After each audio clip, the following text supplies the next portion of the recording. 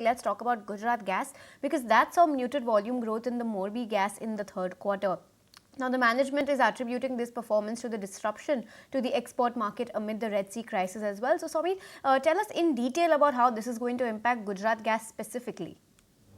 Now, why Gujarat Gas is important for trade in today is because when the company had come out with the earnings, we did not see much of a negative reaction on the earnings despite a very weak set of numbers. In fact, on a YTD basis, if you see, Gujarat Gas share prices are up nearly 26%, which is the best start for Gujarat Gas that we have seen at least till 2022. And it is the most expensive city gas distribution company in the space because the 12-month forward price to earnings of Gujarat Gas stands at close to 29 times, while that of Mahanagar Gas and IGL Gas is anywhere between 12 to 15 times. Now, what is that the management said on the conference call that was held yesterday post-market? Now, what the management is saying is that the Morbi volumes continue to be around the 3.65 mmscmd mark versus propane volumes, which are on the higher side now at around 5 mmscmd mark. Now, this means that the company continues to see growth challenges when it comes to one of the key mainstay area, that was the industrial volumes in the Morbi region now, and this is despite the fact that we have seen a sharp drop when it comes to the LNG prices, and propane prices were on the higher side. Now, this means that Gujarat Gas has now become a price taker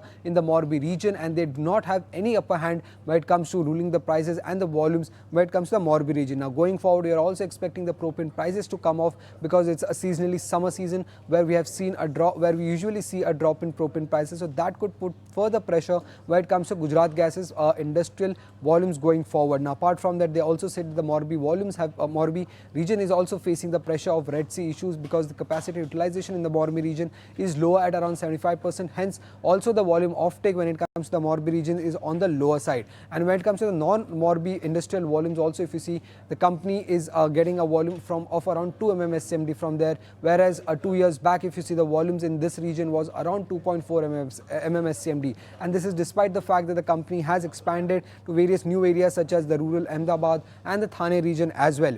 Now, going forward, the company has maintained their EBITDA guidance at around 4.5 to 5 mmscmd, and they're aiming to keep a balance between volumes and margins. That is what the management said, and they're saying that the volumes would grow at a growth rate of around 8 to 10% on a YOY basis going forward, and this will be led by the CNG segment. Now, in the CNG segment, the company is aiming to add nearly 200 new CNG stations. The current CNG station stands at around 815, which means that 25% capacity growth is what they are expecting from the CNG stations over the next 2 years, and this is what will lead the volume growth for the company, because CNG volumes are expected to grow nearly 15 to 20%, while the overall volumes are expected to grow around 8 to 10%. So this means that the mainstay area of Gujarat Gas, as the industrial volumes, are expected to take a hit or slow volume growth going forward. That is what the management has indirectly indicated.